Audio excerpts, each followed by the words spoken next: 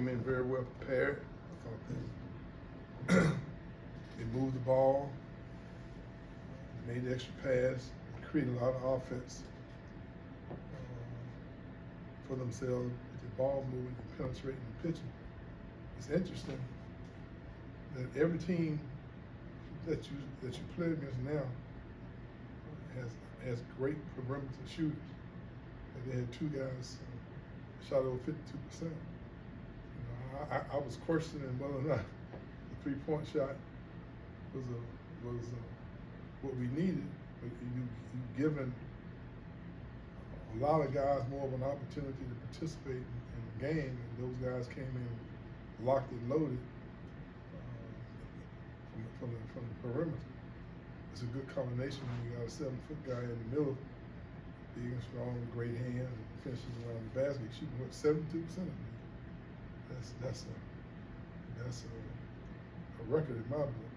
But I thought tonight our guys played with a little more energy consistently because I think they knew that they could come out of the game and could get a start of developing a rotation.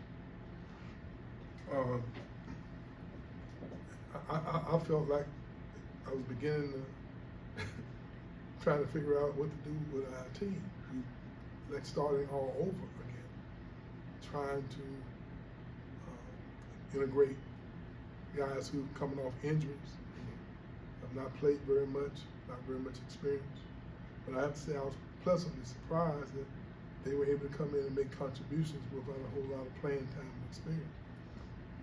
We were able to get guys in and out of the game when we felt they needed to blow. We didn't have to extend them too much. Obviously, Naheem gave us a big lift in there with his energy. He blocked 5 shots. I just thought his presence in the lane made a huge difference. Even when he wasn't blocking shots, he was deterring them and challenging them and alternating shots. And we need him playing at that level, right in the floor. I looked up and I can't believe that he really played. He really played 31 minutes. He's been averaging about 12, 14 minutes, but all 31 of his minutes were good. They were energetic. They were locked in. I thought the players themselves made some adjustments during the game. They were talking more and going through the 2-2-1 there in the latter part of the game was their idea. That's what they wanted to do. That they suggested it. So they're taking a little ownership. I think we realize that we're not anywhere close to being where we want to be, but I think our guys are growing and understanding more that we need each other. We need to learn how to play to each other, create for each other. And I thought we did a better job of it tonight. I don't know what our assist to turnover ratio was, but I was glad to see us create shots for each other. For instance, it's hard to get uncontested threes unless somebody creates it for you. Most teams are not going to give. You're not going to be able to come down and just throw the ball to a good perimeter shooter. And people understand that Green is a tremendous shooter, so they're locking on him, and they're not leaving him at all. So that should open up driving lanes for somebody else. We should be able to take advantage of that if people are going to lock on him like that. But I thought that tonight he wasn't shooting as well as he normally does, but I thought our other guys kept playing. Him being on the floor created opportunities for other guys because when the ball came down his side, they just refused to help off of him. We even let him set some back screens, and they wouldn't leave him on the back screen. But we have to learn how to utilize that as a staff. Overall, I think we showed that we have some capabilities, but we're a long ways from being as good as I think we can be with this team. Questions for Coach?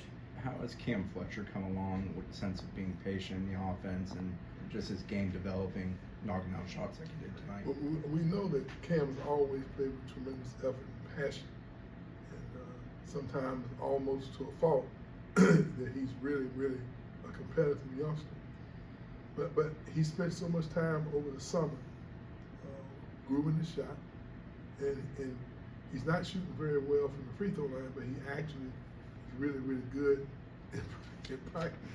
And I think he'll be able to translate that, to the game later on.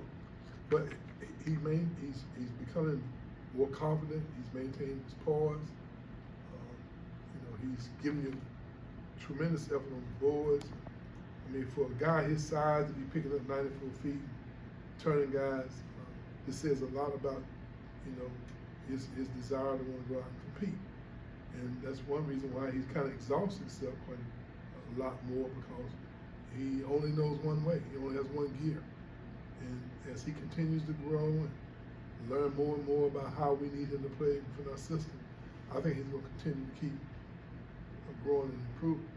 But more than anything else, I think the game has kind of slowed down for him mentally, where he's thinking the game now as opposed to just sometimes reacting and playing hard. I think now he's getting a better understanding of what he should be trying to do, what he should be, how he can create for his teammates, how he can fit best in our system, locking in on all those things that we do offensively and defensively, and he's taking a lot of pride.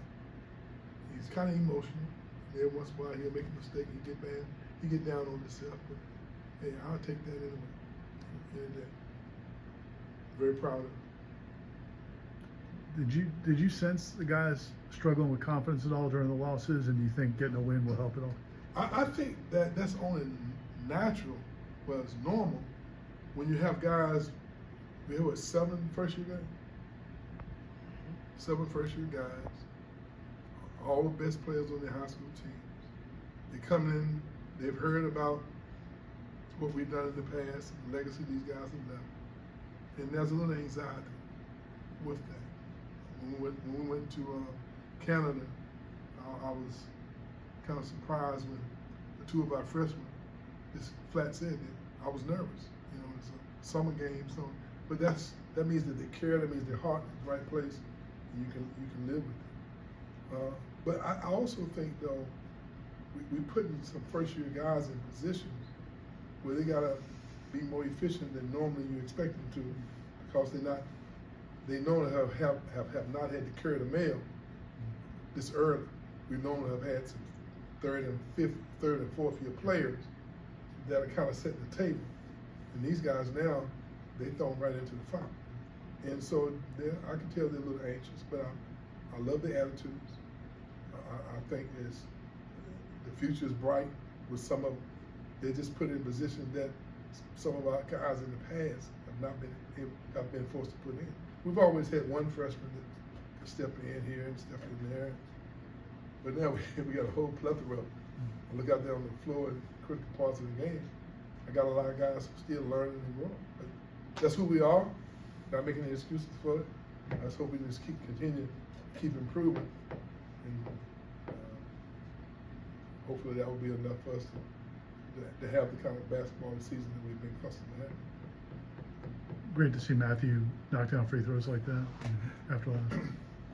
Matthew is a guy who he plays extremely hard. He's extremely emotional, and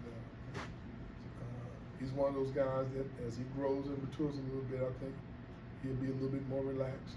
I noticed he was tonight. He always plays hard. He always gets tremendous effort. But I thought he was extremely confident tonight, and that's what normally happens when you get into your sophomore year and you're playing the major minutes that he's playing. I didn't think last year he was quite as emotional, because he had some older guys around that kind of led the way. I'm talking about you, Matthew. It's all good though. Okay, take care of you. But I think he's growing and he's maturing, and I think you can expect more good play like that from him. I mean, when you look at it, he's defensively, he's just a bullet. He's a junkyard dog. He guards inside, he guards outside, then he's pushing the ball. like we like it. And then when you're growing and learning and gaining confidence, when you make a couple mistakes, sometimes that bothers you a little more. But tonight I thought you have a thing, we try to power clap and move on. Make a mistake, miss a shot, we don't let it bother us. Everybody else set?